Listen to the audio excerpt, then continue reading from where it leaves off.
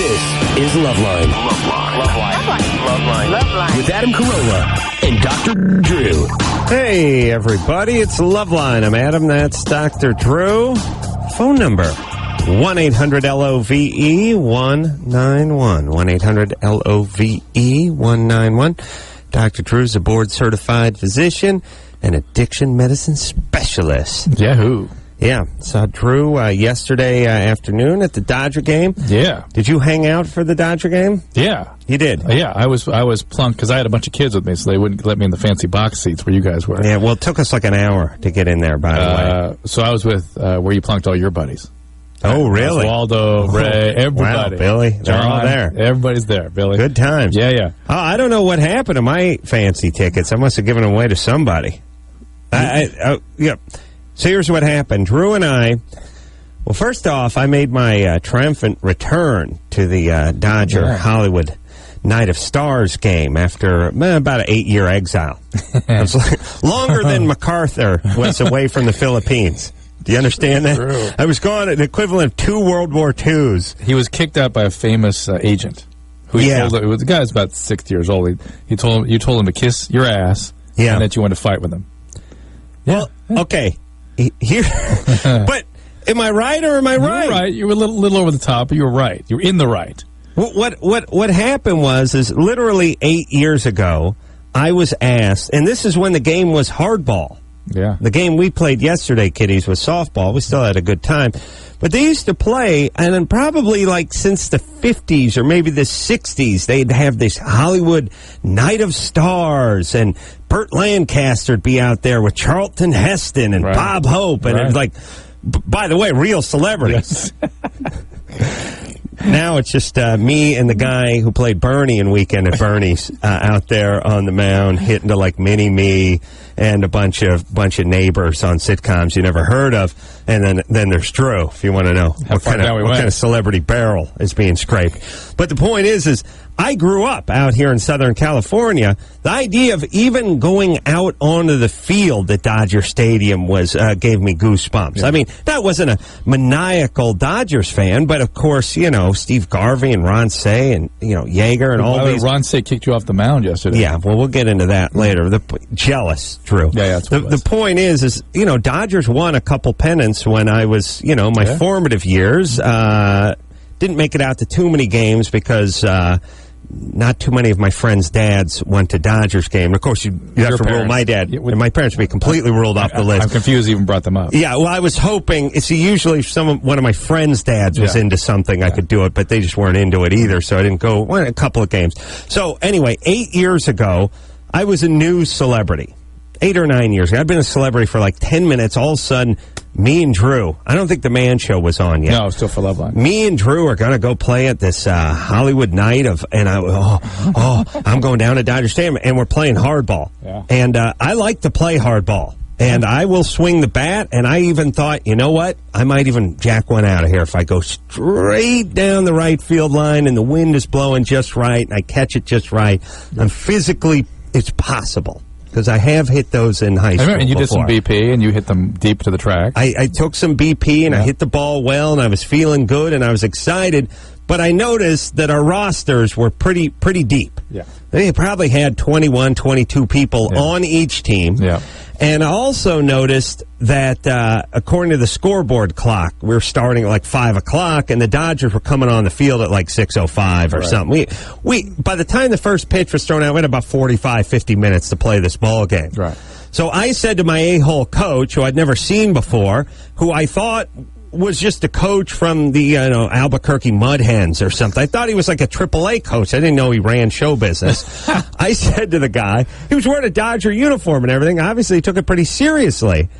I just said, Coach, I can see, I did the math. There's 22 people on our team, and I don't know the coach, which means he's been playing with a lot of these people for the last 6-8 years. Right. He's just going to put them in. He doesn't know who I am. Right. So I'm going to go up to him and say, Coach, just want to let you know, some guys ain't that interested in playing, like Drew. Yeah.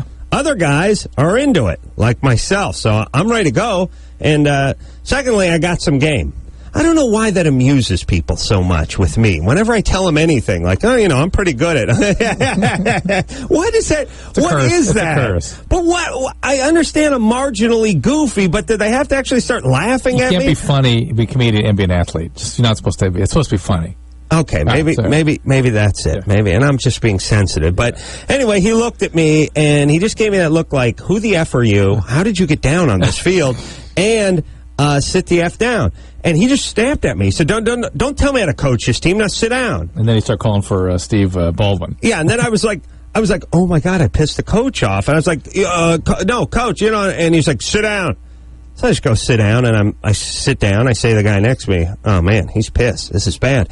And so the game goes on. Of course, I'm not in the starting lineup. And then before you know it, he's starting to weave people in and out of the game. Hey, Boozler, right field, Baldwin, you play Rover. Not Alec Baldwin, any of the other ones. But the point is he's looking at guys to my right and guys to my left while I'm sitting on the bench and just staring at me and just saying, sit there. So now I'm looking at the scoreboard clock, and I realize about 9 minutes left in the game, and I'm not going to play. Yeah. And I got there an hour before everyone else did and took batting practice, was warming up. I'm running around. I got my oiled my mitt the night before. I went to, the batting cage for 2 days, And I realized I'm going to do the entire celebrity game sitting on the bench watching Elaine Boozler run to third from home plate. This is what I'm going to do. So now we're running out of time, and he says, Baldwin, and I think it was Stephen Baldwin. He says, Baldwin, get up there. Get up. Where's Baldwin? And it's one of these loosey-goosey things. People are hitting out of order. People are doing their own thing. Baldwin, who's already been at the plate 3 times. And by the way, who's one of these guys that looks fairly athletic, but put a bat in his hand. We'll see how he looks. I'm going to pray for you, Adam. Oh, what's that? That was Steve Baldwin. Oh, that's Steve Baldwin. Oh, he praying for me. Well, yeah, that was, are you a Mormon? Thanks. Oh, yeah. Because you're obviously such a retard. Yeah. And by the way, what kind of Christian calls a guy a retard? Point is Baldwin cannot be found. And so I realized this is my only opportunity to get in this ball game. I pick up a bat, and I start heading for home plate. No one cares. There's no order. There's no umpires or anything. And he grabs me. Where are you going? I said, I'm going to hit, Coach. He's like, no, sit down. I said, Baldwin, I don't know where Baldwin is, and he's already hit, and the game's going to be over. I'm not going to play. And he said, sit down. And I just turned around and I said, F you, Pops. F you. And this guy... and kiss my ass. And kiss my ass, old man. And he's one of these guys who I don't think has ever been told to F off. And it had to have been a good 30 years because I think he was a high-powered agent or something. He's used to people kissing his ass. Yeah. He flipped out. Yeah. Because, those people, there's people that are used to being told getting told F off all the time. There's ones that act like they've never heard the F word in their life. Right. He freaked on me. Yeah. And he's a little guy. Yeah. I was like, go ahead and bring it, Pops. I'll give you a nice ass whooping right here in front of the 10,000 people. I will just lay smack down on you, Pops, right here, right now. And he was freaking, and then, so we were separated, and I went and sat back down. No, you sat back at the other, you came over to our side. Well, that was later. Oh, really? And what happened after that is the next guy, not Baldwin, but I don't know, Corbin Burnson or something, who did get to bat instead of me. Yeah. Hit trickled one back to the pitcher, where the pitcher just sort of barehanded it and threw it underhand to the first baseman for the third out. I was like, great call, Coach. Way to go. I was the only guy heckling his own coach from his own bench. Yeah, way to get us out of the inning, Coach. So he freaked out and ran over me again, in which case I gave him the invitation to bring it on, Pops, again. A big shouting match. Got us separated, and then I had to go over to Drew's team where I was exiled until the rest of the game. But we talked to Gonzalez. No, we talked to Gonzalez. Luis Gonzalez turned out to be a big Loveline fan, so that was cool because they were playing the Diamondbacks. And so then I had to hang out there for the next 10 minutes. The game ended, and then I was banished from the game for the next 8 years. Until your triumphant return. Until my triumphant as coach, pitcher, return. Manager of a team. That's right. That's right. Thank you. Thank you, and mahalo. Drew, what happened with you? What did you go? 1 for 2 or something? Yeah, it was just fun. I was not, I don't have a lot of game in me like that. First of all, I've got very, very talented baseball playing sons. Very talented. Which makes me think your mom, your old lady, your wife, that is. No, cheated. That ain't your sperm. That could be. That ain't you. Well, it was in a dish. She might have selected something. She may have. She may have gotten something. She may have gotten something off the internet. It certainly isn't something for me because that is not my sport. And no. Yeah. What is your sport? What's your sport? Football. Basketball. Football. Yeah. Okay. Now, what'd you do your first time up? I can't remember. Would you bat 2 times or 3 times? Twice. Got a base hit once. First time. Second time. Well, second time I told you don't swing so hard. Yeah, and you listen to me. And you wish I swung harder. I wish I told Drew when he came back he should have swung a little harder. I was the tying run at that point because somebody came out and hit a home run after that. Oh, okay. Yeah. All right. Anyways, it was a hard fought, hotly contested ball game, and we came out. We didn't lose. We just ran out of time. Right? Phone number again is 1-800-LOVE-1901. Yeah, it was back and forth. I mean, 3 homers every inning by each team. Yeah. Well, they put the fence in too close. Yeah, they did. Yeah. There were, the homers that just barely made it, and the ones I hit. Yeah. Yeah, people are curious how many times I got up, how many homers I got. Was it 3 for 3? Same number, by the way. 2 for 2? Two times, nice. 2 homers. Nice. Would have been 3 if I got up a third time. Well done. Mm-hmm. Thanks. Jen? Hello? Jen? There she is. You're 20? Yeah, I'm 20. What's up? Well, I'm 6 months pregnant, and since about the 3rd month of my pregnancy, I can be pretty much anywhere, like at work or anywhere, and I'll have an orgasm just random. Yeah. Mm-hmm. Yeah. That's all that progesterone and all that pressure. Those 2 things, for some women, create that. It's frustrating for me because I can't have one during sex, but... Oh, really? Why can't you? Not during sex, not during masturbation or oral sex, or nothing, but just random. Mm-hmm. And it gets to the point where it gets so wet, I'll be working or something, and it looks like I've basically peed or something. Well, you got to wear a pad. You got to wear a pad. Okay. How far is she? How far along? 6 months. About 6.5 months. All right. Your guy's around? Yeah, he's around. First kid? Yes. All right. You guys going to get married? Soon. Yes. How dare you assume that she isn't married? How dare you? All right. Well, you wear a pad. No, who the hell? I mean, listen, all bets are off when you're 6 months pregnant. It's true, but why can't she have orgasm with sexual contact? That is bizarre. Because women are effing with us. That's why. Uh-oh. No, shh. What happened this weekend? What happened? Nothing. What happened? Their whole thing is they're like there's some kind of tampon rolled into a Rubik's Cube, you never know. Why this? Why you have an orgasm with a vibrator, but yet when I hold the vibrator, that's too much. What? Right. So you alone with the vibrator alone is fine. If I go down on you and you hold the vibrator, no way. Ain't no way. Let's pretend I'm not in the room. Wait, here you go. What is that? Pretend I'm not in the room. You hold the vibrator. Close your eyes. I'm not in the room. No. Yeah, I know. It's, look, so that's my point. Why try to, it's like trying to figure out why Manson kills. It's like, who knows? He's a madman. We don't know. All right, but anyway, the high levels of progesterone are androgenic. They have sort of testosterone-like effects. And some women are sort of geared up by that, and then the pressure of the baby bearing down on the pelvis sort of causes that area to swell all the time. Yeah. And that adds to an orgasm, and the last trimester very typical. Speaking of pregnant, you were with my main man, Oswaldo, last night up in the seats. Oswaldo had the misfortune, and it's happened to many people in their life. Heavyset gal came by the new job site we're on and making a new TV show, got a new job site. Heavyset gal came by to pay a visit, and Oswaldo did the little bun in the oven thing with her. No bun, just a lot of oven. A lot of oven, no bun. How'd she react? Always uncomfortable, obviously. But the point is... And Oswaldo can't speak English. Thank God he can hide behind that horrible accent of his. But the point is... are you hungry? I would never...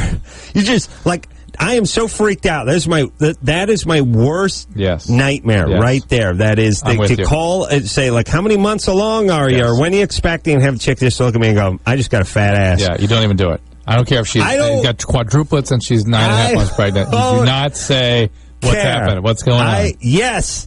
That's the thing. I don't care if Callista Flockhart shows up in a unitard with a medicine ball stuffed in the front of it. I'm not going to, I won't say a thing. I'll rest my beer on it before I say anything. You wait, I just sit there at my, if they want to talk about whether they're pregnant, that's fine. The kid could be breaching. Yeah. The kids could be crowning. The head could be coming out of the vagina. I would just stand there. Yep.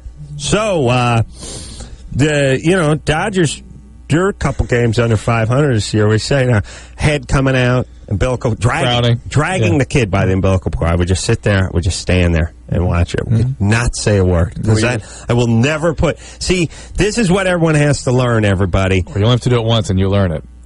I'm wondering what percentage of people in their lifetime have done this. It feels like a big number. It feels like, yes, because it's so horribly uncomfortable. Yeah. And by the way, as a woman, it's time to lose some weight. You know what I mean? By the way, if somebody were to say that to you, wouldn't you be sort of grateful on one hand? Be like, I got to take care of this. No. Well, I would. You know what I mean? First off, yes, I'm pregnant would be my answer, even as a dude. You know what I mean? Like, if I was a chick and somebody came and said, like, when are you expecting? Like, 6 weeks. That's it. Last week. Yeah. But the point is, though, that's a message. You shouldn't get mad at angry at the person who said it. You should go, ho. Well, thank you. I didn't realize. They probably do a little ho-ho, and they don't oftentimes get mad at the person. It's just horribly uncomfortable no matter how you slice it. You know what I'm saying? Jeez. I just don't say anything. That's all. I'll tell you this. Let me impart a lesson to you kiddies tonight. You never really get into trouble for not saying anything. That's true. And you always get in trouble for saying stuff. All that gossipy stuff, that stuff where people go, look, I'm going to tell you something, but you've got to promise it. Don't say it. I even stop them. Don't even tell me. Yeah, I didn't want to know. Yeah. Yeah, it's like, I killed a man in Reno. Don't need to know any of that stuff. That's the best way to go through life. Do not pipe up. Everyone be quiet. Let's try it with Tim. Tim, you're 20? Yes. We don't want to know what the problem is. No. Whatever it is, it's your business. You take care of it the best way you see fit. It's none of our beeswax. Besides, we can't tell you what to do. Only Tim can tell Tim what to do. Drew and Adam can't tell Tim what to do. Just in case, though, go ahead and tell me the problem. Yeah, you can. That's why I called you. My ex, somebody that I was hooking up with, called me the other night and told me that she is now showing signs that she has HPV. What do you mean she's showing signs? You mean she had a pap smear and it was abnormal? No, she said that she's too afraid to go get tested and she now has warts. All right, well, that's not showing signs. That's having it. Okay, well, she has HPV. All right. And she didn't actually have the warts when we were hooking up. So she thinks she got them from you? No, I wasn't sexually active before her, so... So she's just manifesting now. She probably, maybe she's had them and feels guilty now or something. Did you use a condom? No. Well, you got them, and as does... he has to have them? Pretty much. 2/3 of your friends already have them, too, so just relax. 2/3? You brought it up from half, like 2 years ago. He's calling from Newport? OC. Just doing the math. Well, that's how they do it in the OC. But Tim was a virgin before he met her, so, he doesn't run with what you call a fast crowd. All right. So the point is, it's very, very common, and it doesn't mean anything for you particularly. Okay. Most of the wart viruses go away spontaneously in about 3 to 5 years, but some persist. Mm-hmm. You are essentially always contagious, whether you see the warts or not, and it's just a reminder to wear a condom. And for her, she's got some issues. She's got to be very careful with her regular pap smears. And should I start showing, or? If you do, you get them taken off. It's important. There will be a wart virus, by the way, vaccine out very soon. Mm-hmm. There are at least 2 different vaccines being studied, and they have, extreme efficacy. They look great. So this is going to be, basically every young person in the world is going to get this vaccine. Oh, really? Yeah, it's going to be a huge deal when it comes out. Oh, and then it's... And then, by the way, what are the people... So will your kids get that? Yeah. It'll be open season for sex then, yeah. No, what it will do is... Game on! It will remove... With the Pinsky It will remove cervical cancer, basically. It will eliminate cervical cancer. Game on. However, what are the anti-condom foes going to do? Oh, This yeah. was their big thing. Yeah. Oh, you can get the wart virus still. They'll come up with something to complain about. my God. They don't like people getting laid. Let me tell you what I love about life, Drew.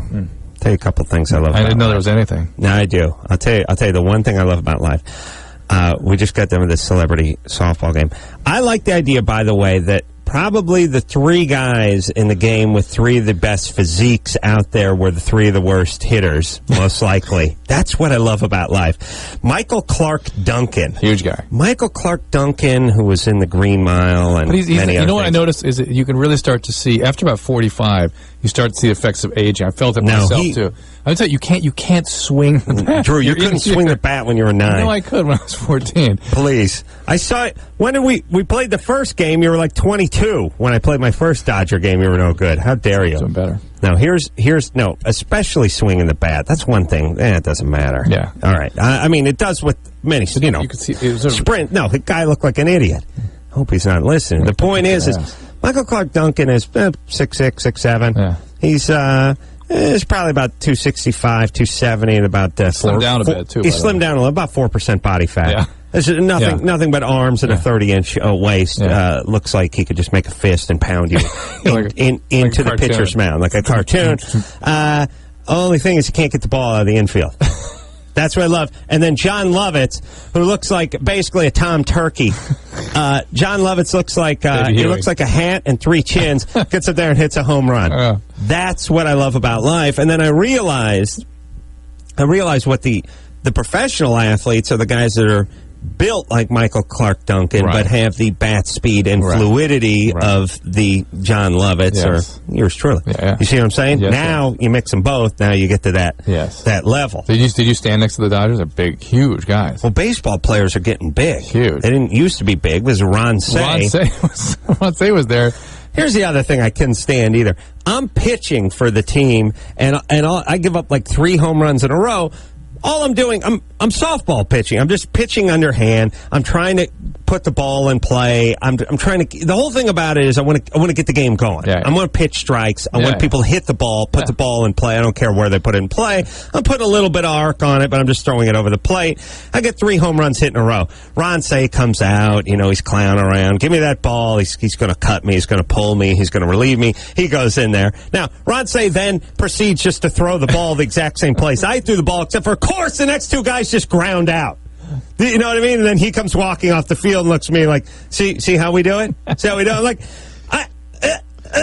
By the way, that was your camera crew that put everybody up to that stuff. Oh, really? Yeah, you talked to your producer. Oh, okay. But the point is would Ron Say throw the ball any differently than I threw the ball? Why does the next 3 guys have to just hit slow-moving grounders back to the pitcher? Why does that work that way? The great magnet. But I thought I had the great magnet on my side. Evidently not. All right, let's take ourselves a... Phone number, 1-800-LOVE-191. Give us a call. We'll take a quick break. We'll be right back after this.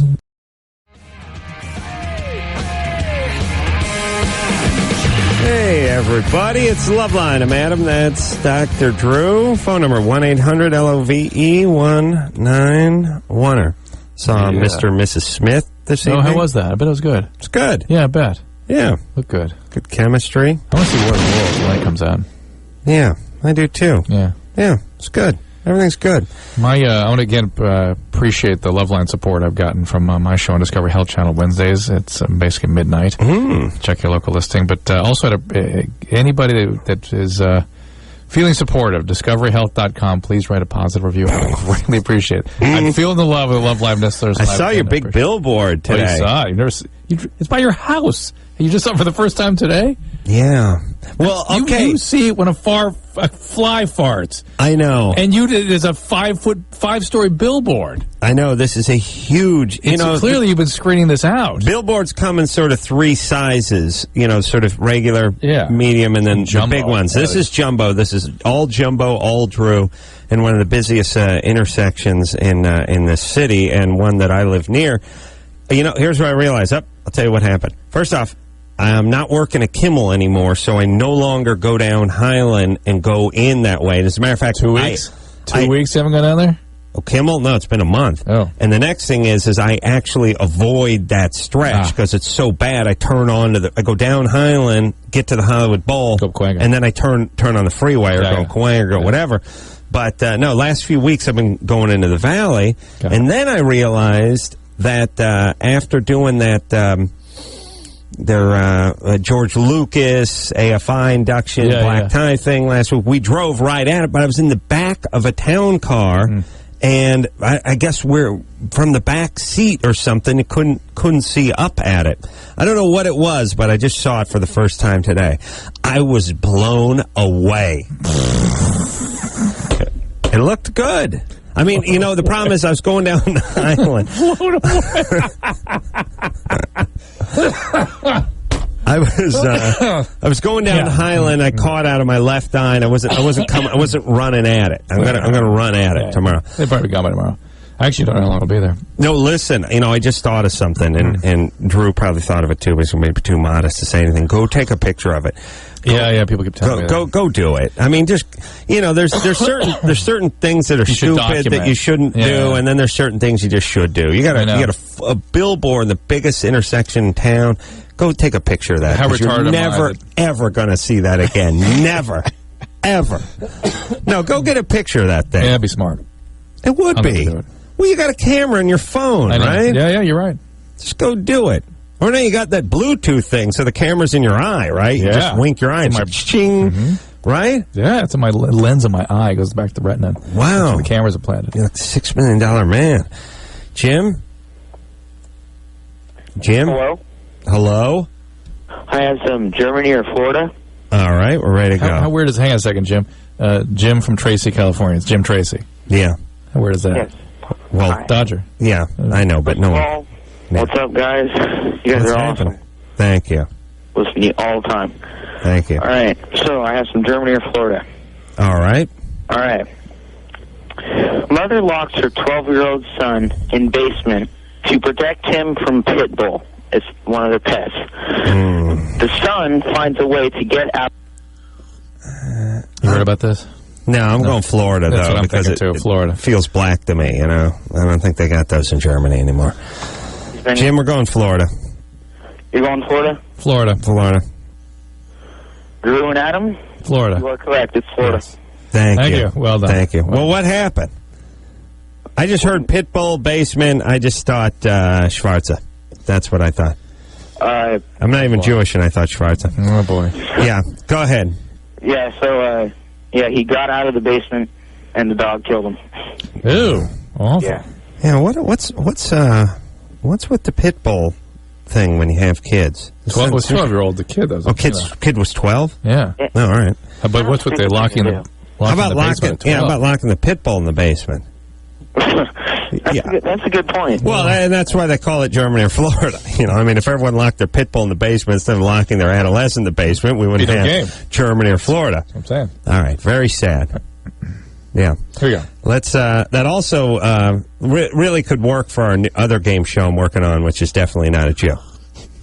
That story would work. The story would be excellent for that too. So we'll keep that. What? When we launch, We need that. We need to launch that on the radio. We need to do a little test. Definitely not a Jew. Pilot. All right. So, screeners, would you get a couple of definitely not Jewish? Yeah. Anytime you hear some guy shot himself with a BB gun in the in a stake bed truck and it rolled into a swamp, that kind of thing. That's how you play. Definitely, they could screw with us. So see, they could throw a few little curves. No, this one isn't really a game. It's just definitely not a Jew. All right. No. We'll start with one. You want to start on one? Yeah. All right. Let's talk to Tiffany, who's 22. Tiffany? Hello.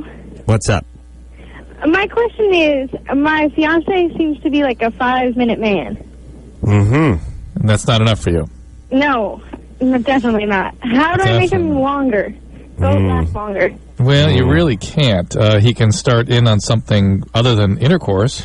Yeah, the meter's running when he begins oral sex on you. That's the way I look at it. Oh. You know what I mean? So maybe he Tiffany can. sees Maybe it that way. Do you like oral sex? Yeah, that's fine. Ooh, see? Not really, though. No, it's not. It's not bad. It's not bad. That's not what we call a ringing endorsement. Well, does he do a bad job of it or on it? No, not at all. I just would like for it to last longer. No, he means the oral sex. Does he not know what he's doing with that? Actually, we haven't got too much into that. So, maybe I should try doing more of that. Yeah, Tiffany, that'd be good. Well, no, wait. Try receiving more of that. Oh, okay. Okay. Well, hold on a second. Tiffany, how old are you? Hold on. Tiffany, turn your radio 20, down. 22. She's calling from Bakersfield. Okay, that explains everything. All right, Tiffany, here's the deal. Let's not enter into that territory again. There's a medication going to be coming out probably within a year. Oh, listen, no, there is, though. But first off, they don't have penicillin or aspirin in Bakersfield yet. Yeah, but you There's know how these tale medicines get distributed. that some of this will be coming soon, but not yet. All right, so for the rest of people outside of the Bakersfield area that may be listening to this call, there will be a medicine that will at least double or triple guys' times. Very short-acting medicine that has limited side effects. The research looks extremely good with it. Tiffany? I'm here. What are you doing in Bakersfield, by the way, and why can't you get out of there? I like it here. You going to school? Do. You working? I was born here, so I don't know no other place. Yeah. Should say not, because if she did, I mean, I'm just saying. I'll tell you, listen, if you could just move into a refrigerator box that was in hell, it would be a nice step up. A huge step up from Bakersfield. What do you do there, Tiffany? I actually am a mentor. I work with kids. A mentor? No, Yeah. she said centaur. Centaur. Half woman, half goat. Half goat. Yeah. They don't have mentors. They have centaurs. Yeah, centaurs, yeah. Yeah, centaurs. Yeah. Is that what you are? Yeah. Do you play the lute and yell at Hercules? Yeah, I'm one of the goddesses. Yeah, baby. Now, what do you do with those kids? Usually try to help them in school to be more productive. This is like a... But in Bakersfield, this is your own family, right? No. Really? Man, you must... And there must be a never-ending supply of kids from effed up families. That's true. There you go. Well, there you go. All well, right. it's good. smart. There's a lot No, of work I for mean, Tiffany to be done. if you're going to, sell Gatorade, go to a hot place. Yeah. You know what I mean? Uh-huh. And if Go you're where there's work to be done. you want to work with troubled kids, go to Bakersfield. That's very true. And what does your 5-minute man do? He's a truck driver. There we go. Now it's starting to smell a little more like Bakersfield. So here's the thing. Let him or force him to give you some oral sex. Okay. And because he is not going to add too much time to, and unless, okay, hold on. Here's the thing. If a guy's with a girl and they've been together for like a few years and the guy's just sort of, rhythm, he wants to get his. Yeah. And then he doesn't care, then all bets are off. It's like sort of judging what someone looks like when they're just going down to the store to get a newspaper. Well, the guy didn't shave, but you can't judge him. But if he's trying and he's not doing a good job, then he's a 5-minute guy, and there's really nothing we can do about that. Sometimes if they sort of ejaculate, pull a bullet from the chamber ahead of time, that's sometimes some guys that works for. Tiffany, how long have you two been together? About 5 months. All right. Yeah, he should be at his best right now. Not only that, not. They need to be exploring other avenues. He needs to give you some oral sex. He hasn't offered any of that? No. It's time you do that. Do you enjoy that? Yes. There we go. Okay. All right. Case closed. End of story. Speaking of mentoring, you're going to have to work with some of those kids on that, too.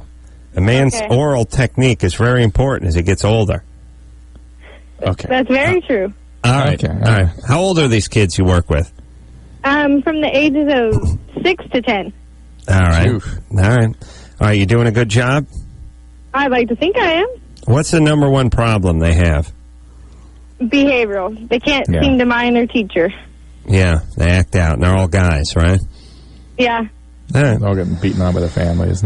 Yeah, that's what we do. We just have these effed up families. Dads get drunk, they beat on their kids, and then their kids are sort of unleashed onto society. And by the way, when you have a dog that's a bad dog and a dog that's abused or a dog that's aggressive and you just leave the gate open and the dog runs down the street and mauls a kid, It's your fault. who the hell gets sued? Yeah. They sue the dog or they sue the owner? Yeah. Of course they sue the owner. They kill the dog. They kill the dog and sue the owner. When you got a 12-year-old kid who's smacking teachers and beating the crap out of other kids, let's go ahead and take the parents to task there. How about it? Nature or nurture? Well, at least force them to step up and have some responsibility. And by the way, those people understand that concept with the dog. They keep the gate closed. Right. At least have an evaluation. Sometimes it's not the parents' fault, but they're doing everything they can, kind of thing. But then society should step it a little further. Then bad genes. That's their fault. All right, let's keep going. All right, I'm just saying the fact that we can crap out as many kids as we want, we can abuse as many as. I mean, look, Drew, knowing what you know, if there was a child and that child was ritualistically physically abused, or at least consistently physically abused, and then that as a youth, and then that child somewhere in high school, just all of a sudden in a fit of rage picked up a baseball bat and hit. I'm not going to say your kids, but a friend of your kid, and he killed the kid with the bat. Get the parents. What should the parents? What is their culpability? Murder 2, manslaughter, something. Manslaughter. But you'd have to prove that they'd been physically abused. But you do prove that manslaughter. I mean, the kid will get murder 1, but what do the people... I don't know. What does Dr. Frankenstein get for creating this in his lab? That's a good question. I don't know, but something. Well, it wouldn't happen if they weren't beating on the kid. Yes? How about Grandpa? Or Grandpa? I mean, now you can just go back to the Mayflower. Right. Start exhuming people and putting them on the stand. Right. It's awesome. Just a sack of bones on the stand. With the prosecutor yelling, "Answer me, are you too scared? You can't handle the truth." Imhotep. Yeah. All right. Here's my point. If I found out that kid was abused by his dad and he took the bat to my kid, I would want that something punitive to happen to that person. Agreed. All right, but as a society, can't judge. Not only we can't do anything, we can't even think anything. It's called the abuse excuse. How dare you? Wait, we can't think. No. How dare we? Jason? Yes, sir. You're 28? Yes, I am. How What's you doing? up? Good. All right. I watched Dr. Drew watched the show the other night. Actually, for a couple of reasons. Actually, me and my wife, we both have physical disabilities, pain disabilities. I have fibromyalgia. My wife has RSD. Drew just hears junkie whenever you say it, by the way. Actually, I am an addict, so a recovering addict. But one of the biggest... Hang on one second. Shocking. But there's an interesting corollary in this, is that the fibromyalgia from addiction usually gets better in about a year. So let's see how far... What was fibromyalgia? Was it chronic fatigue syndrome? Was they're related. It was just like, it was depressed people who wanted to do drugs. Thank you. Jason, go ahead. All right. So how long have you been sober? Was it 20 days now? So I relapsed like 4 times. So that fibromyalgia will get better in about 6 months. Can't we just stop calling it something? It's mostly a sleep disturbance in the early parts of recovery, because your sleep is a mess, right? Well, that's been a problem. Another thing too is the pain, because coming off of the painkillers. Taking so many for so long has made the pain worse. But the pain also will mostly go away in about another 2 weeks, generally speaking. Anyway, what's your question? So I had 2 questions. One regarding that was me and my wife, unfortunately, we only get, because of both of mainly her disability, actually, is that we only get to have sex maybe about once every 6 months if we're lucky. So one thing is, how can we improve that, different positions or whatever, because her, with the RSD, she has, a lot of back problems and leg problems and everything. So. What's RSD? Reflex sympathetic dystrophy. It's an autonomic dysfunction in an extremity usually. Is it an actual something? It's an actual something. It is, here's what I think that is. It is an actual something. Right. And it's a dysregulation. It's a severe disorganized, the thing you had done for your sweating? Yeah. That's kind of how they treat this kind of thing, too. It's that system is sort of disorganized, not working right. Yes, Speaking of sweating, was it about 170 in here? I know. Thank you. That's ridiculous. Right. Yeah. But it's associated with what? Oh, she actually had the spinal, because watching a show with the Orgasmatron, she actually had the spinal cord stimulator implanted for the RSD also. And she actually she didn't get the stimulation the way that I guess the one doctor found out by Can get the orgasm. Yeah. Yeah, but They can position it. They can change the position in such a way that it can do Why that. can't she have sex with you, though? Because here's the deal. Here's the deal. Because she's a sexual abuse survivor. Nope. Sexual abuse in the past? No, not sexual abuse. She's had physical abuse from her ex-husband. Jason, I guarantee. Go back. Go back to her dad. Go back to her grandpa. Well, the Yeah. whole thing is though is the physical basically is that she can't is because it causes too much pain for her is the thing. All right. All right, so the spinal cord stimulator for somebody like you might be an excellent alternative. The fact is that they found that these spinal cord stimulators they put in to sort of affect the way pain is read by the spinal cord. Yeah. If you put it in the right place, will actually cause or help cause orgasms. Drew, you know what I need? I need you to put together one of these wallet laminated little cheat sheets for me. So, it's like when RSD. people, but it's like RSD, and you just write equals sexually abused, and then so like when I'm talking to someone, they're like, "Oh yeah, I have fibromyalgia," and I can be like, "Ooh, junkie, ooh, okay." Because sometimes you're not especially with all like the PSD and the PTSY and the BFD and everything. It's like you're not sure. It's wait a minute, did this guy get in a motorcycle accident or he's just depressed and strung out on Vicodin? Here's the thing I want you to remember about all this, though, is that we want to sort of lay this off on psychological problems, but the stuff he's describing actually are neurobiological. This is his brain not working right. Yeah. His brain can't regulate pain. Hers can't. There's all kinds of crazy what's called autonomic dysfunction. Their central nervous systems aren't working right. And it's not psychological because you almost can't reason you can't treat them out of it. Yeah. Very well. Well, either way, it's like somebody's schizophrenic and you just saying, "Come on, get it together, buddy." Exactly. It just can't be done. There's a part of the brain called the insular cortex that sort of that determines the emotional valence or importance of a stimuli. And it doesn't work right in people with chronic pain syndrome. It puts extreme importance on every little pain. But you know that when a woman was sexually abused for some time, she's going to have what is the all kinds of pain. What is the one? What is the main one they have with the pelvic pain? Yeah, but with pelvic PTSD. PTSD. Yeah. Pelvic post-traumatic. What is that one? Endometriosis or it's like pelvic inflammatory. Yeah, is it PID? Yeah. What do we hear? They give it a different name. Well, it's interstitial cystitis. They call it. Yeah. Anyway, there's about 15 of these things that just equal either nuts or high. And it's just good if you would get me this thing, I could because I don't want to attack some guy with Lou Gehrig's screaming his uncle abused him sexually. Well, you know what I'm saying? You're known to do that, but sure. Only when you intend to do that. Get out of that! Get out of that wheelchair, faker! And then dumping him, and then yelling, "Get up!" while the crowd gathers, going, "Come on, quit faking!" And then the kick in the ribs. It can get ugly. It can get ugly. I could be asked to leave the theater. Let's take a little break. Pregnant and smokes pot. Eey. All that after this. Hey, everybody. Loveline.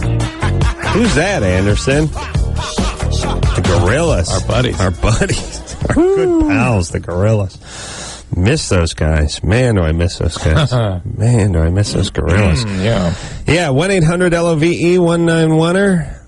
Jennifer? Yes. You're 19? Hi, I'm Murdoch from Gorillas. You're listening to Hold on a second. Loveline with There he Adam is. Drew. I just had a horrible, visceral, flashback. Vietnam-type, PTSD-type flashback. Yeah, to those guys. And then immediately following the heels of that was images of Black Grape and the darkness. Blur. Oh, man. I hate all those a-hole bands. What a pain in the ass. All right, those Jennifer, guys what's are. up? We got 1 minute here. Here we go. Okay, I am pregnant. I'm 2 months pregnant, and I read in a magazine that if you smoke bud, it helps with your nausea. And so I tried it, and I've been doing it lately because it's been Jennifer, healthy. you must stop doing that, okay? Unless you want to endanger your pregnancy. But High Times says... Yeah. Please stop doing that and talk to your obstetrician about what you've done. Ask her what you read it. Contributing editor Chong mentioned that... What's your question, Jennifer? Well, I'm manic depressive and schizophrenic, and I'm on antidepressants, and the antidepressants they said are probably worse. Which one is it? What are you taking? I take Effexor, Trazodone, and one other one I don't even know what it is right. Okay, they are what they are not been proven to cause birth defects, but they're not approved for pregnancy use. What's the problem with weed? Come on, man. It's an herb, man. It grows from the earth, man. It's a natural herb. You know, it's natural, like a tsunami or an alligator. Or Amanita phalloides. When you lick it, you'll die in about 4 minutes. Yeah, or like a water moccasin or viper. Yeah, it's natural. It's good. It's natural, man, or like a cactus. Yeah, Jennifer, please talk to your doctors about this. You listen. I'm concerned about this whole pregnancy. You're bipolar, you're schizophrenic. If you stop your meds, it could be disastrous from the standpoint of your illnesses. Now you're endangering your pregnancy with the things what you're about doing. the weed? How many people smoke weed while they're pregnant and didn't know it? You know, or very, very early. I mean, yeah, probably a couple exposures. Probably not that big a deal. Probably not. But you keep using it, it will endanger the pregnancy. For it sure. will. Yeah, the weed early. Better at 8 months than at 1 month. What do you think? I don't have any data for this. I think better at 8 than 1. Toke out. Bust that bong out at 8. We'll take a quick break, and we'll be right back after this.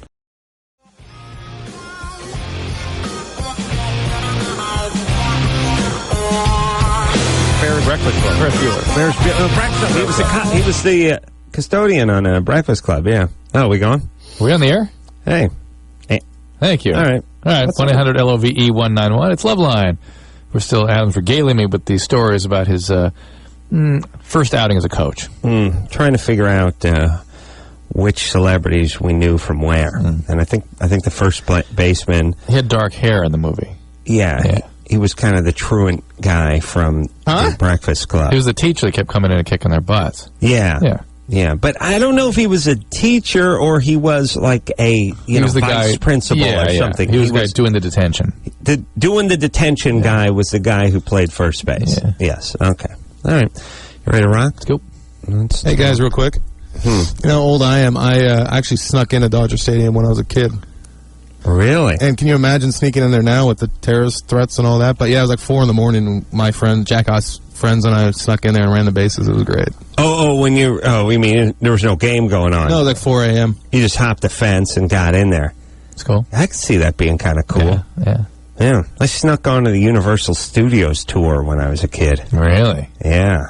It used to be a way you could do it. Wow. That's how Spielberg got your house now, probably. I did it twice. What were you saying, Anderson? That's how Spielberg got his start. He just hopped off the tram and set up an office and started directing. Bungalows. Yeah, pretty much.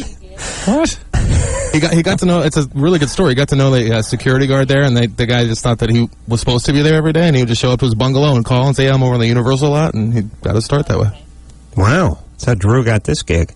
Wow. Hey, I snuck in, I was about to say, as a kid, which I did. Like, I snuck in when I was like 12, but I also snuck in when I was like 28, too. I forgot. You know, the way you do it as an adult is you'd go through, like, the restaurant, and then you'd get some sort of hand stamp, or you'd buy, like, a thing of fries and get a hand stamp, and then enter the park through the back of the restaurant, and then somehow work your way back in.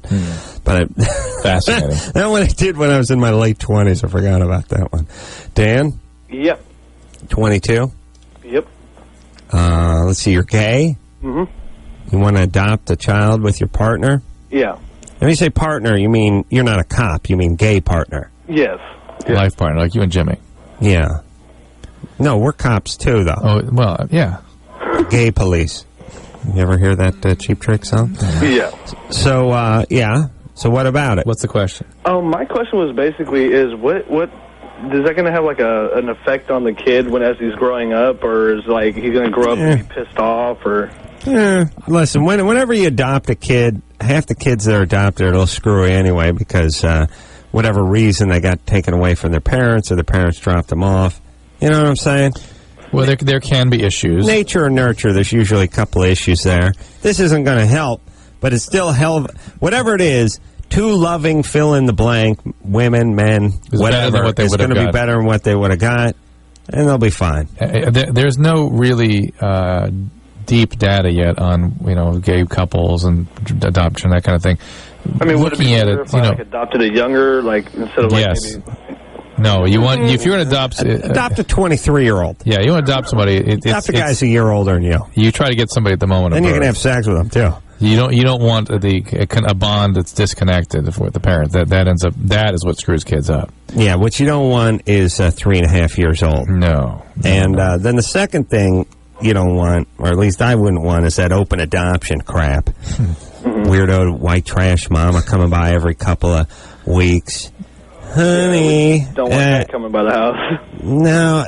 I mean, everyone thinks this open adoption thing is so great because it has the word open in it, I think. It's sort of like, oh, look at you donated an egg. No, you sold it for $8,000 on the internet. You didn't donate anything. And by the way, open adoption, you gave your kid up for adoption. What it is you didn't feel like you're up to raising the kid, either emotionally or financially, so you let someone else raise it. You just come over and visit it, like you dropped your dog off at a farm. Yeah, it's like I don't want someone's crack whore mom coming by the house trying to show interest in somebody's kid. All right, stop, Dan. Dan's not gay. Yeah, I know. Sorry, Dan. Well done. Nice try with the gay, Dan, but we ain't buying it. Are you? Thanks. Hang up, you boys. Whatever. Dan, you ain't gay. Come on, Dan. Dan, be honest. I swear to God. No, you're not. You want to talk to my coworker? Your coworker? My coworker. I'm at work right now. Oh, he'll be able to straighten this right out. Hey, ask what Dan did today. What'd you do today, Dan? Well, I went hot tubbing with a friend. Why didn't he go to the gay pride parade? Yeah, what about the gay pride parade where Drew was grand marshal of? That's the 25th and the 26th, and I'll be there. Who's today? Oh, hold on. First off, listen, Sergeant Friday, Sergeant Fag Day. What? Anderson, they don't hear him. They don't hear Anderson? Hear me. All right. Well, here's the other thing, too. Sometimes they can hear Anderson, sometimes they can't, which is always ultra confusing. First off, Anderson, why do you know so much about the gay pride Well, actually, parade? it was in Beverly Hills, and it screwed everything up. I was trying to get across town, and everything was shut down, and I was pissed off.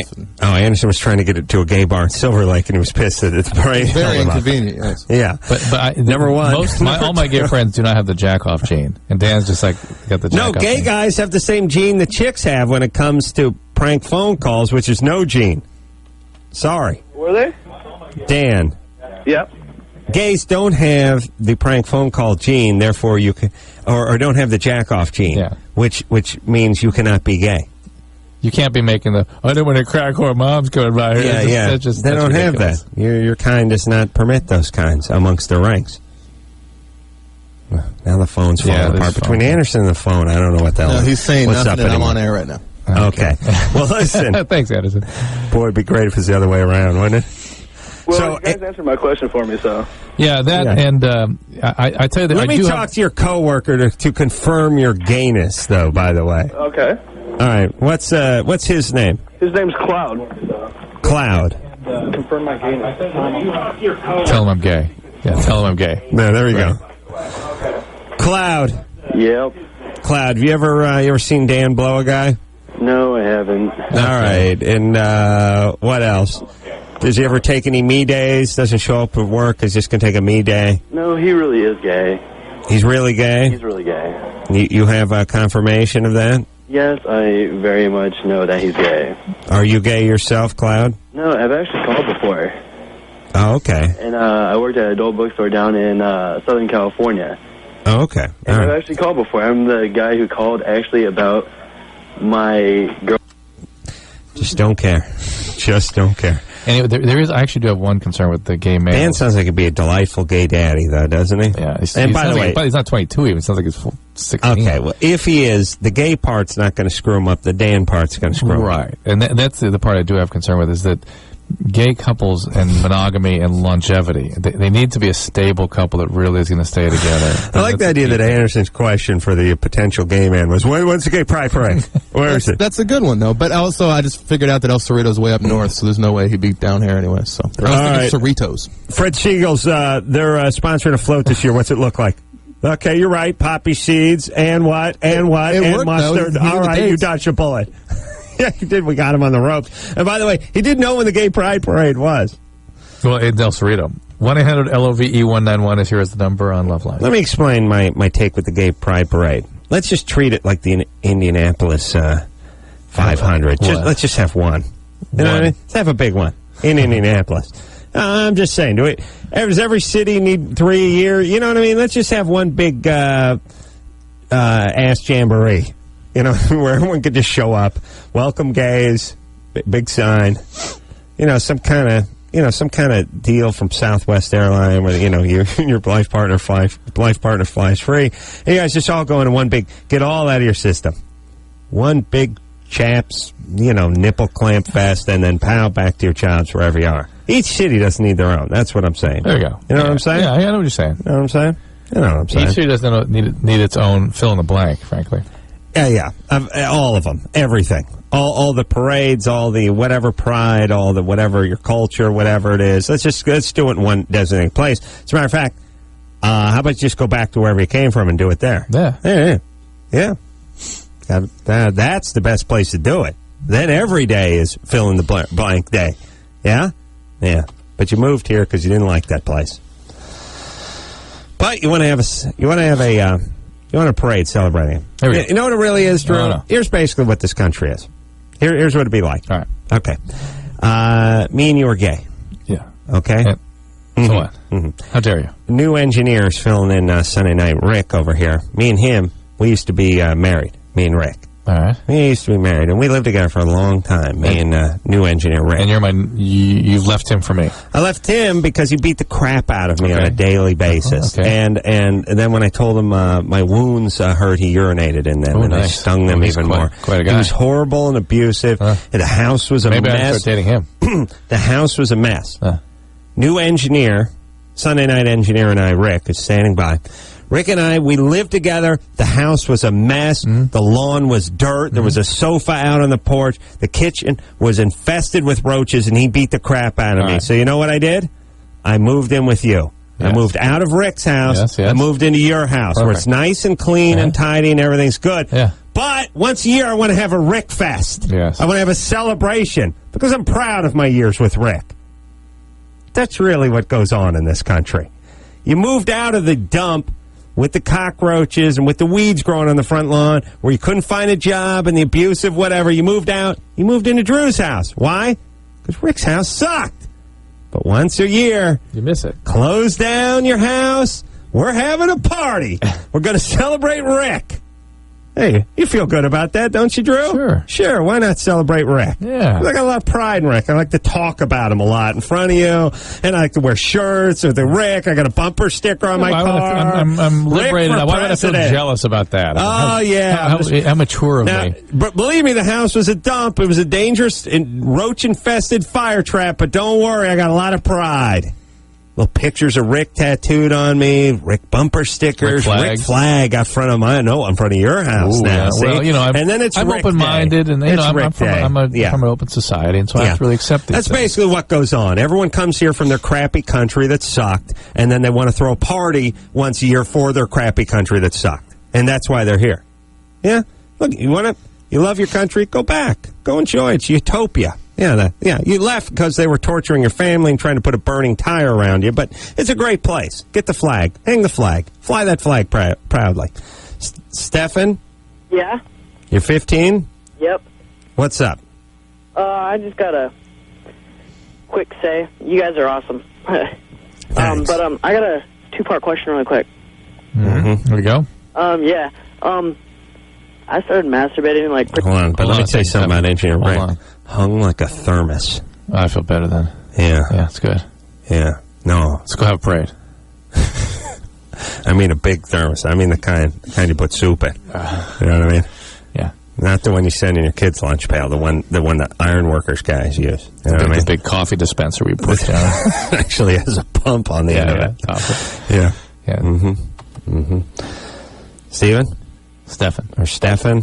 But can't Here we go. All right. Can't this be Stephen too, or is it something else? Not with an A. It's Stefan. It's got to be Ian. S-T-E-F. All right, go ahead, Stefan. Okay.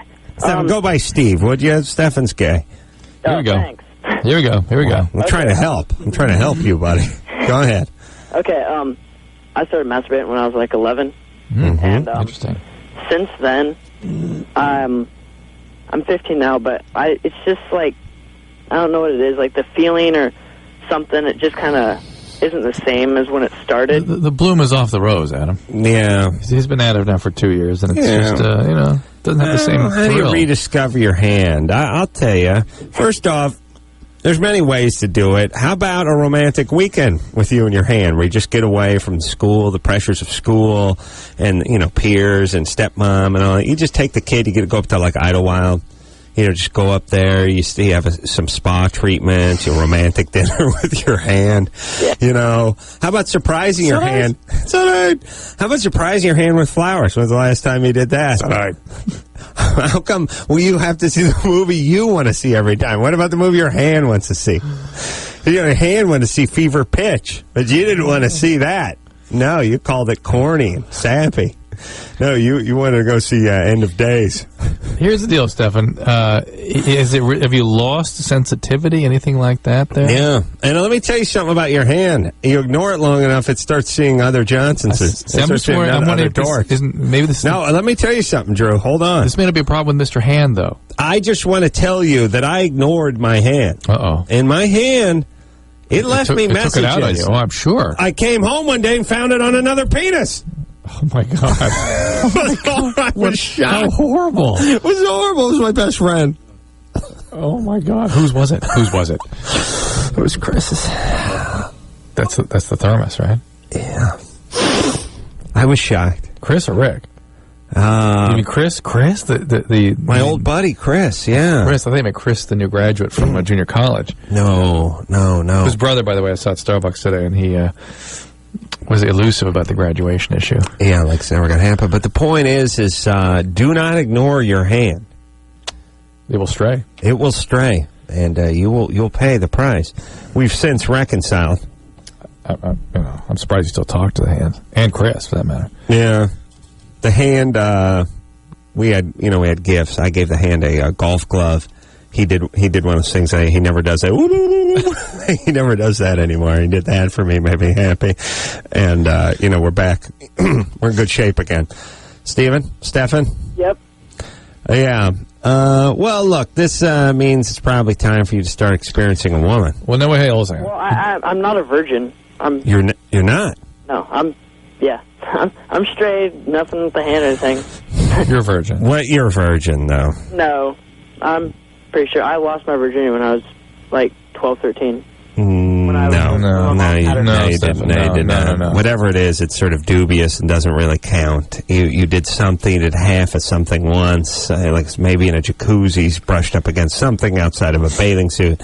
What do you mean? You didn't do anything? Yeah, pretty sure I did. Pretty sure? What does that mean? It was a while ago. It was like 2 years ago. It was my mom lived with her boss out in Port Orchard, and so like she had a daughter named Crystal, and I went out there on the weekends. Well, the word crystal does make sense, but no. First off, you would know if you had sex with somebody. You wouldn't say pretty sure. And number two, you don't go 12 or 13. You go 12 or 13 when you're 43. You don't go 12 or 13 when you're 15. Yeah, a year and a half ago. You know how old you were. You know what grade you're in. You know exactly what happened. So stop it, Stephen, please. Right, giving people's names out and stuff. That's people don't do that. Okay. Yeah, well, gentlemen don't do it. Yeah, I got another question though. A quick second part question. Yeah. What was the first part? I haven't. That was the first part. But does masturbation have any effect on the size as you progress? No. Like with doing it, like does it have any effect on how? No. I think that's his concern. It's not like a tube of toothpaste where you just squeeze all the toothpaste out of it and there's nothing left. I think that happens. Yeah, nothing like that. Nothing? No. No. Stefan's all over the place. Yeah, Stefan is all over the place.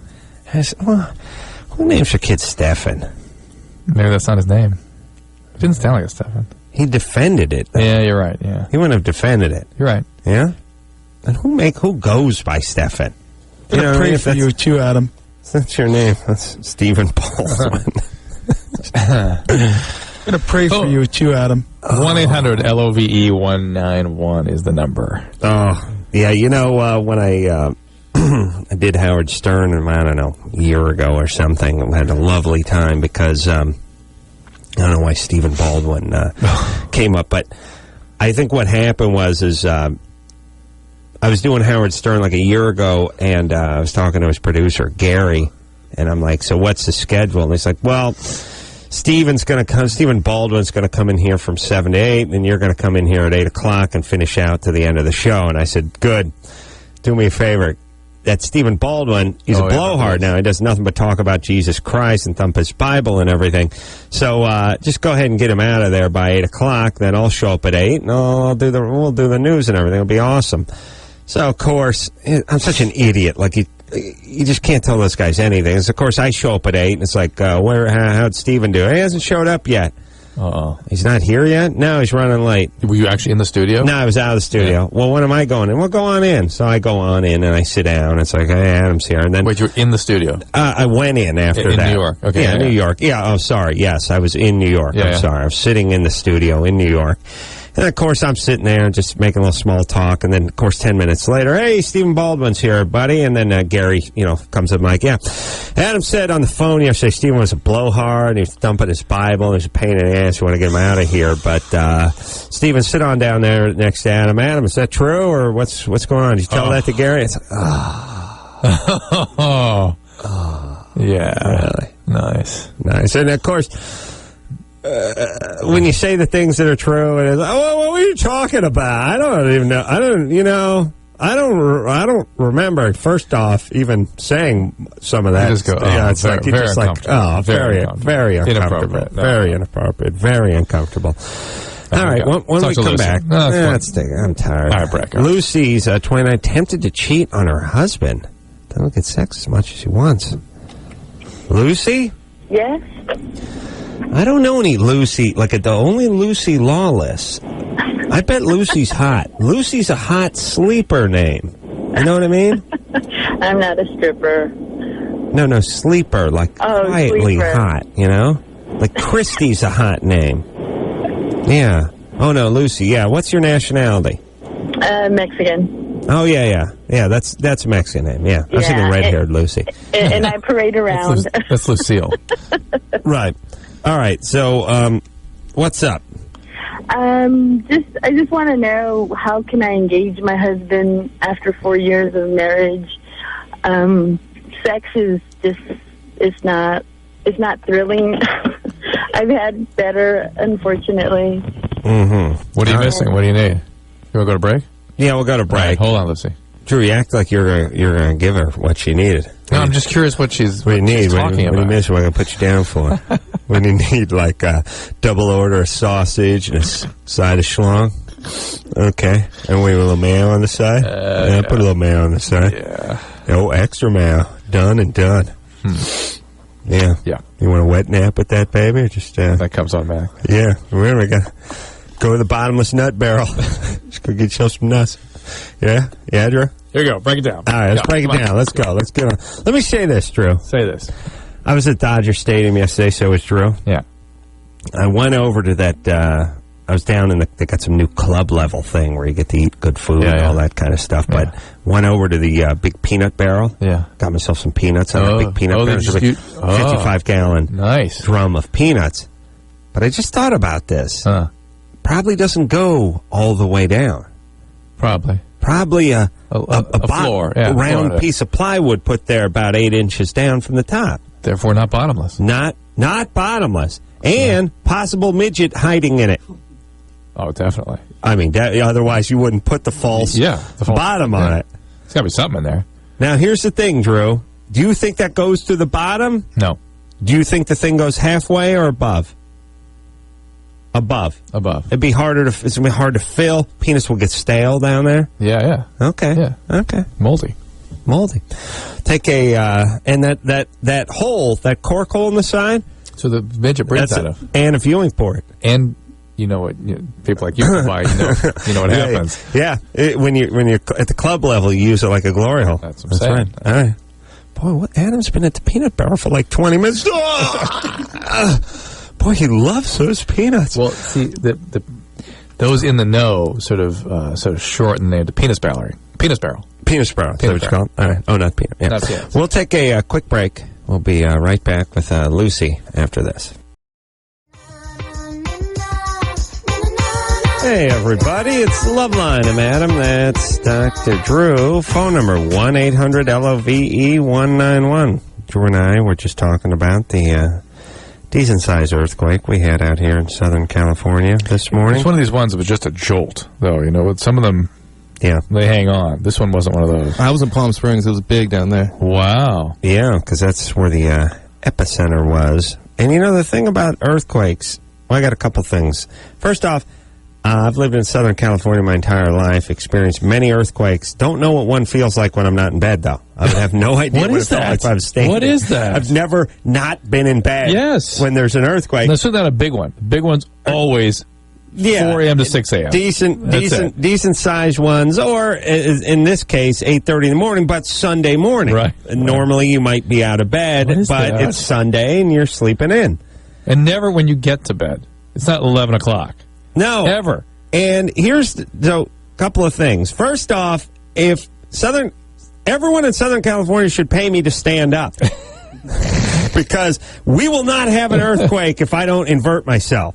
And I'll have to learn to sleep like leaning against a cot mattress or something with like a shade on and some earplugs. Yeah. But I am convinced, and I've been here my entire life and been through every earthquake, that one cannot hit if I'm on terra firma. Yeah. If I'm actually standing up, no way. We're not going to have it. So what ends up happening is every single earthquake I've ever felt has woken me up out of a dead sleep.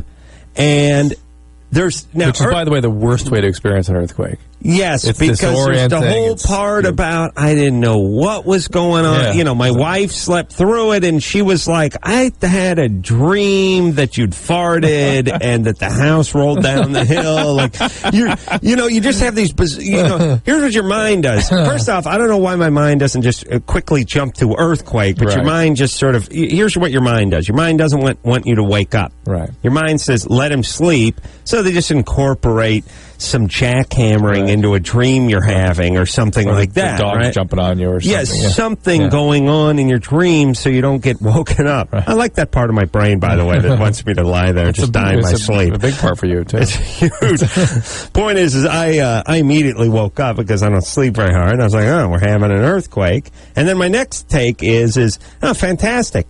Because I have so much, I'm still like I'm in the 9th grade and hope I don't have to go to school the next day. Like, I just hope, oh, good, an earthquake. Man, the whole city will fall down. I won't have to do whatever I'm supposed to do. Even if I like what I do now, or part of my crap is falling down, I still am happy that something's going on. That's an old primitive part of you, too. But listen, except for that, though, isn't there the other thought, which is immediately, how big, how long? Here we go. Mm-hmm. How big, how long? Mm-hmm. Because you never know. It could be huge and go for 2 minutes, or just like a pow and it's over. Yeah, and see, my whole thing, too, is I used to do earthquake rehab on buildings. I used to structurally engineer buildings, or at least build them, retrofit them so they wouldn't fall down in an earthquake. So I know what's going to fall down, what's not going to fall down. Everyone else is scared assless. I know exactly what to be worried about, and I live in houses that I already retrofitted, or I did something too. So when there is an earthquake, I have a little feeling like, oh, come on, let's go. Yeah, you want some? Keep it going. Yeah. Yeah, it's almost, because otherwise whatever I did would be a waste. Right. Interesting. You know what I'm saying? Yeah, you have confidence in what you did. I went through extra time and extra expense when I was working on the house, so if an earthquake hits, if an earthquake never hits, I'm an idiot. Yeah. All right. But actually, I'm going to stop thinking that way, Drew. Yeah? Yeah. Mm-hmm. I was, real quick, I was down in Palm Springs in this really retro place, and I woke up and I had no idea what was going on. It's a long story, but I had to stay with my parents last night, and it was like 8:30, and I went to bed drunk, and had no idea where I was. It was like the 50s. My parents were freaking out. It was horrible. I'll never recover. Nice. You don't have to say drunk, by the way. Yeah, we knew that. Just went to bed. Just say went to bed. Yeah, we threw that in there for you guys. We did the math. We did the math for you. Then please use the more accurate passed out. All right. Are your folks live in Palm Springs? No, they were down there, and I was supposed to visit some other friends, but those friends were puking by the time I got to them because they were so drunk, so I just went back and hung out with my parents instead.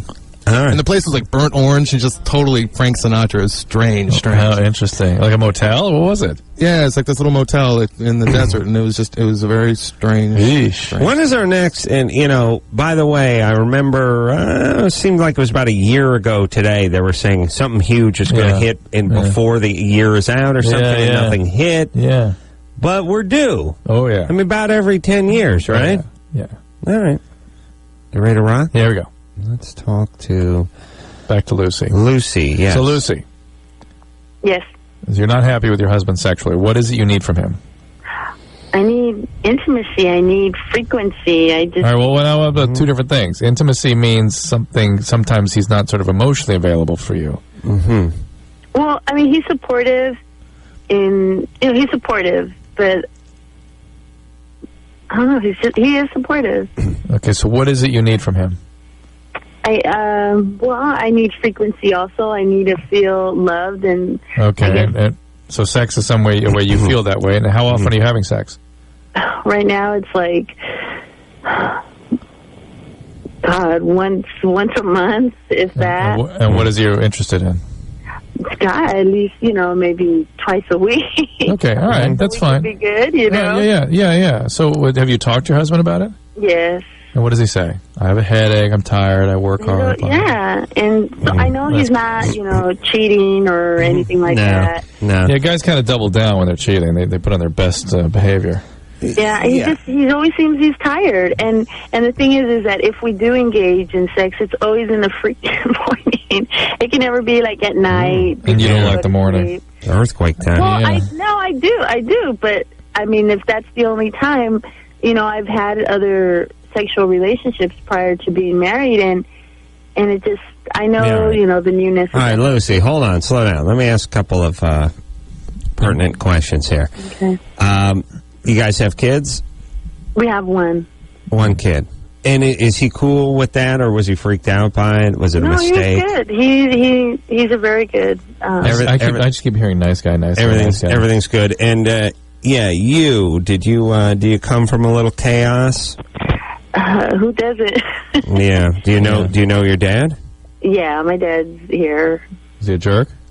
No. He was an alcoholic, and then he was in an accident, like a work... and now it's just Vicodin. Okay. Well, wait a minute. So growing up, he was an alcoholic until you were how old? I think about... God, I'm going to say about 12 years old. Yeah, I just think I heard 13. All right, so you're 12 years old, and then he got into an accident at work. Mm-hmm. And then he stopped drinking because he had to take a lot of medication. Right. What kind of accident? The calculator blew up?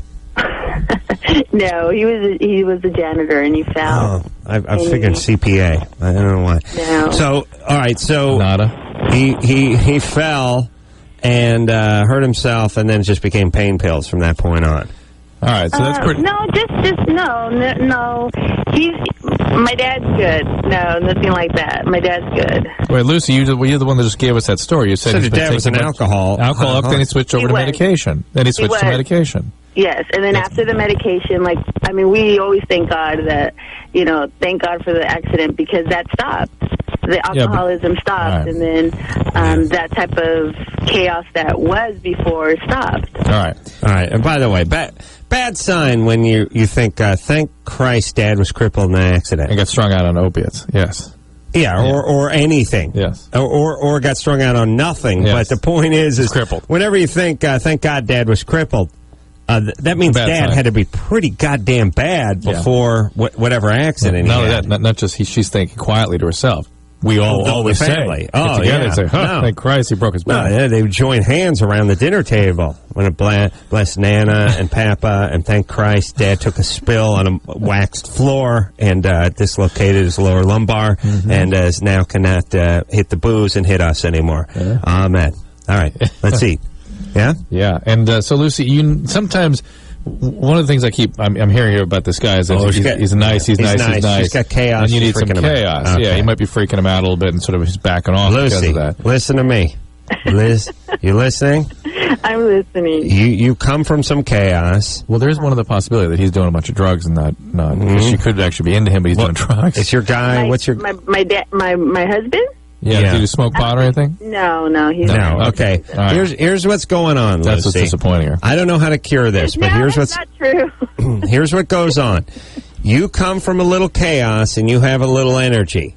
Yes. Your husband is a nice guy, and he ain't flipping your cookie because he is a nice guy. He's not dangerous. He doesn't have that crazy, chaotic energy. There's nothing to fix on him. He's not a project.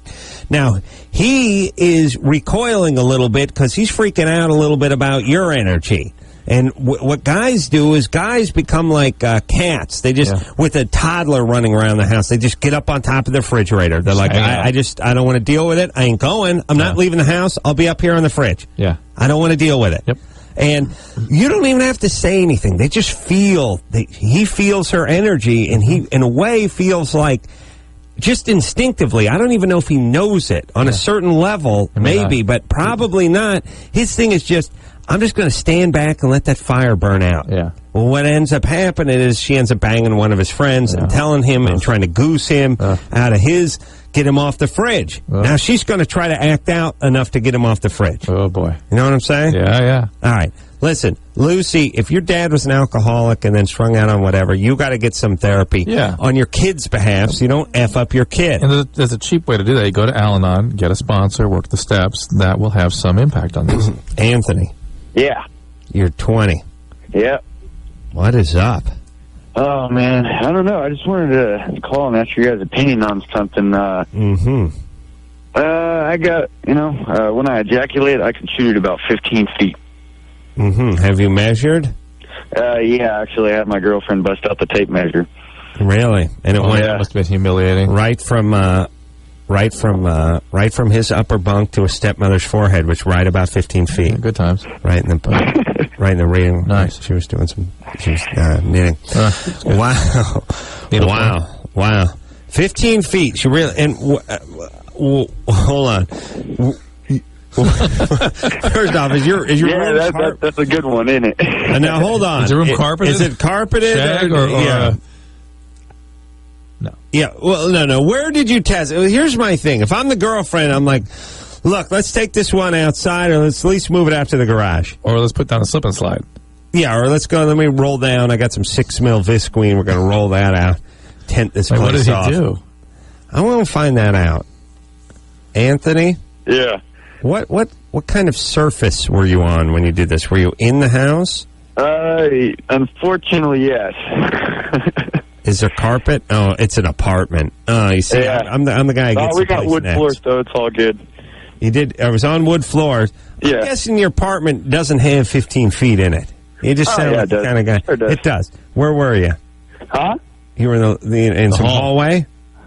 Yeah, actually. And you were standing there? Yeah, I was just standing there, and it's been going on for about 6 months now, so I was kind of like, hey, come here, I want you to check this out real fast. And you stood up, and you did a little thrust action, and you you give the same trajectory they do the human cannonball with. They don't point the cannon flat, they don't point it straight up. It's just that sort of 45 that works the best. Yeah, and then she put the tape from where your feet were to where the furthest piece of moisture was. The furthest piece of spooge was 15 and a quarter or something like that. Pardon me while I just remember vomit right. now. All right, hold on a second. I'm just going to vomit. Drew, you understand what? That is from the wall behind you to wall in front of you. Yeah. That's a long way. Hold on. Oh, did he hang up? Was that wind 8? He's on 5. Oh, he's on 5. Did you have a wind at your back? Because it's not going to count. It's going to have asterisks by it if it goes down the record book. You were indoors, yes? Okay. 15.6. It's technical. It's too much. It sounds too far. Even the great Peter North couldn't go that far. Yes, Drew?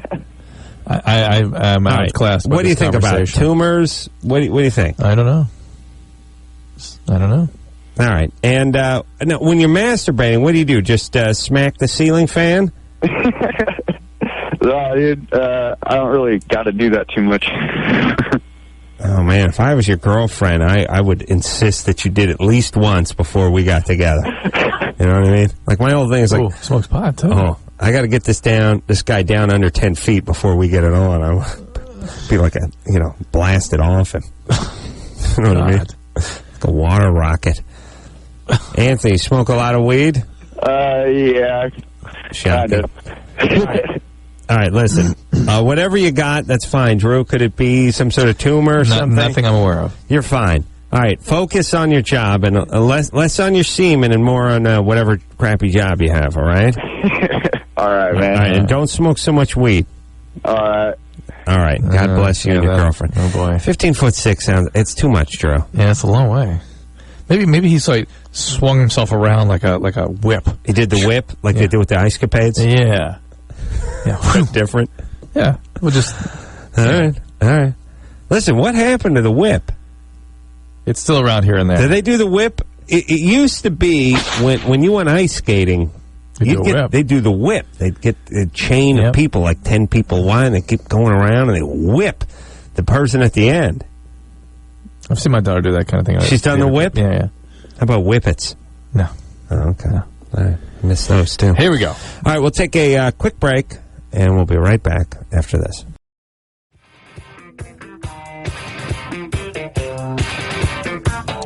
Yeah. Get it on. It is weird, Drew, that you've never experienced an earthquake where you've been sort of coherent. It's not only weird; it's just disturbing. Because I think it affects your psyche or sleep forever when you live in this town. Yeah, I mean, I've never felt an earthquake in this town when I've been dressed, on my feet, and aware of my surroundings. Right. It's always, what's that? Is this? And then it's like, are we really? Well, it's always. Should I run?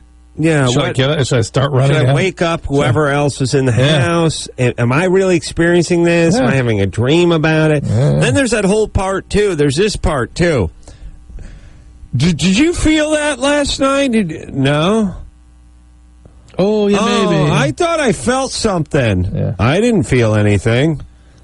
Well, they're like 4:30 in the morning. I swear, maybe it was a car backfiring. Like, there's that part where you think you're crazy, too, because you're not sure. And then it's sort of quasi-disappointing, because when there are huge ones, there's no mistake on that.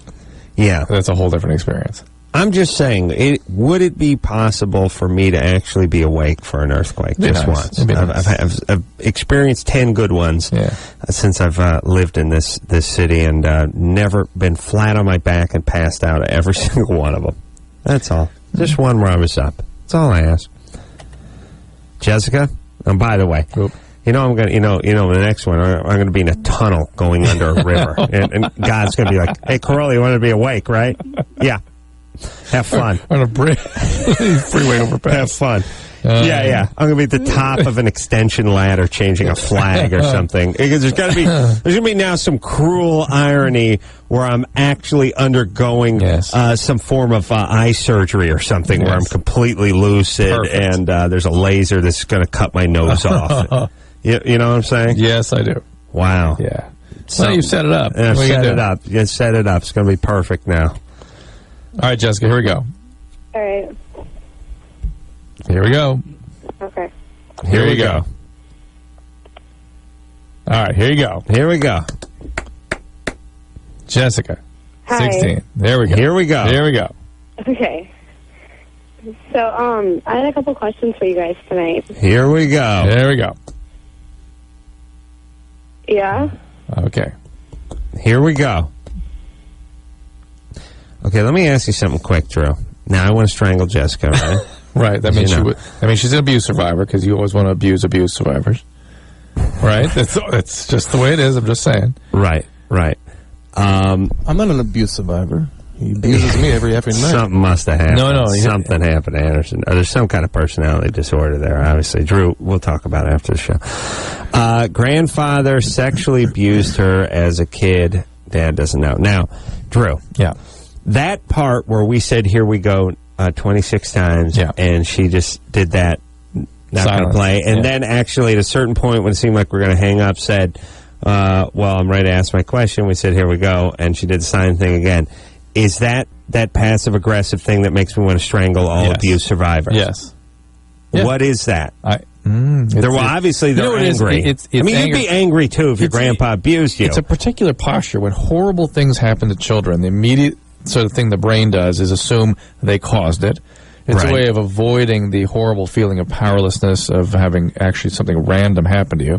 Right. And when they believe something that they've caused something to happen, they now go out into the world believing that they control everything and they make bad things happen to them all the time. So every interaction starts with, well, this is my world, I'm in control of it. This very grandiose sort of landscape and I'm going to make bad things happen to me, and so they make sure that you react negatively. I know it sounds like we're making much ado about nothing, and it doesn't sound like anything to anyone who's listening, but I feel it like a ton of bricks. Yeah. I feel that sort of anger because I get angry immediately. But you should read that and go, okay, I know this is an abuse survivor who needs my empathic attunement. All right. Sweetie, how can we help you tonight? My grandpa touched me for like 3 years. Yeah. And my mom found out because she read all my diaries. Uh-huh. But my dad still doesn't know. Is it his dad? So I was just wondering, how do I tell my dad? Is it his father? Yeah. That's up to your mom to do, I'd say. You got to get some treatment for what you went through. If you and your therapist decide it's a good idea for you to talk to your dad, that's fine. But otherwise, it's up to your mom to take care of this. I'm not allowed to go see a counselor. My mom won't let me. Why?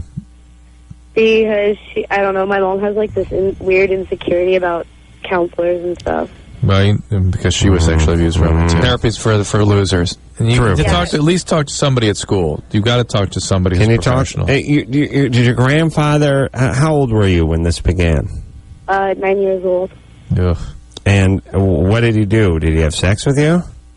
No, but he gave me oral sex. Oh, my goodness. Oh, it's even weirder. Scratchy beard, bad Greek fisherman's hat. Jessica, this is going to affect you rather profoundly. I really strongly urge you to get some treatment. Jessica, please, baby. This guy, by the way, should be shot with a goddamn whaler's harpoon. He just should.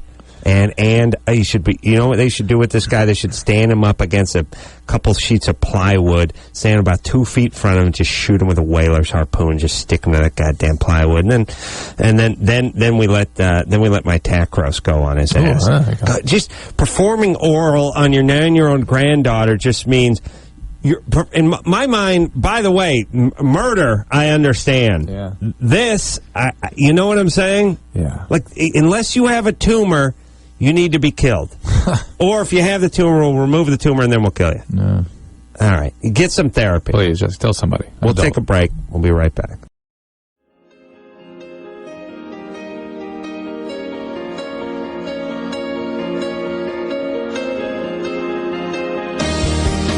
Yeah. Well, that's the show. Drew and I went to the bathroom down the long hall. To our favorite bathroom. And Drew had a wild suggestion because we came at it from a different direction. He said, how about we use the ladies' room? Mm-hmm. I said, which we did. Tempting. So we used the ladies' room. Very and deviant. not only did Drew use the ladies' room, but he used the handicap stall on the ladies' room. So he's 2 for 2 right there. Wild. Telling you, breaking it out. Out of control, Drew, in the handicap stall, using the steady bar and the tampon dispenser to steady himself while he stood there. Since that Discovery Health Channel billboard went up, man, I'm just whizzed all over that goddamn seat, too. Yeah. Dipped it in urine. It was awesome. All right, so, until next time, it's Adam Carolla for Dr. Drew saying mahalo.